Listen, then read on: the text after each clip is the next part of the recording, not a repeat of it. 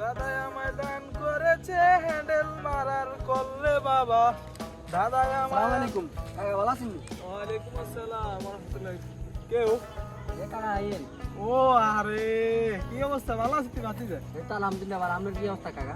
আরে আসি তো মোটামুটি, মাছদার বেতার লাগলো ওইটা আর বুকে পিন পিন করা। আরে তো ডাক্তার দেখেন না? ডাক্তার তো দেখাইছি, ডাক্তার কি আর এই ফেমের কথা বুঝতে পারিনি, গতকালকে এক্সরে ভিডিও হয়ে গেছে। আয় হায় রে কাকা, এই বয়সে জানেন একটু আছে। কি এ কস কাকা ওনো সাইডে তিন সেরকে এমনি বুঝছ না নে আগের বয়সে থাকতো হাসুগেড়ে কিছুই না। আরে তো আসেননি বেলা? হ্যাঁ কাকা আসি তো অন। আগের মতো খাইতেন পেতেন হারেননি? খাইতাম বইতাম তো হারি মোটামুটি, কিন্তু ওই মাঝে মাঝে তো শাসি এখানে ডিস্টার্ব আরো তো অনেক শক্তি আছে আল্লাহর মতো, তিন চারকে এমনি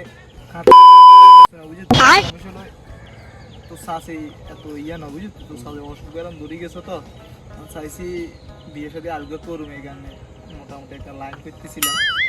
ইয়ে এলাকার মধ্যে কিছু মানুষ কাকার নামে এখানে বদনাম করে আরে বুঝলি তো, কাকা বলে সুট টুট খায় কাকা তো মানুষের উপকার করি তো মানুষ ওই দেনের সময় এখানে বাড়াই ছাড়াই দেয় আরে বুঝলি আমার মানুষ বললাম তুই কিছু মনুর নেই কাকা হ্যাঁ চা দোকানে চা খাইতাম গেল কি এনে উনি আনার নাম সুদি মুখি, এর রাস্তাঘাটে গেল কি উনি আনার নাম সুদি মুখি, এর তো এদিকে নজর ডেম গেছি শুক্রবার গিয়ে মসজিদের মধ্যে এনে যায় কি উনি কি আনার নাম সুদি মুখি, খালি সুদি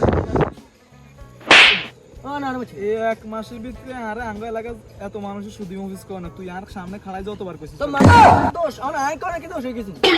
তুই কবি কি কইছিস না এলাকার মধ্যে মানুষের কত আজে বাজে কথা দিবি কিন্তু মধ্যে কান দিতে না বেয়াদ অফিস যা কিন্তু আমি করে হবে নি বেয়াদ বাজে আমি আগলা লাগা ছিল শুধু ভাবি শুধু ভাবি শুধু ভাবি হুলাই গেরা এত ভালো মনে হইছে, হুলাই গে এত বেয়াদ হয়ে গেছে এটা আগে ধরে কই যাইতাম না, হুলাই গে বড় বেয়াদ হয়ে গেছে।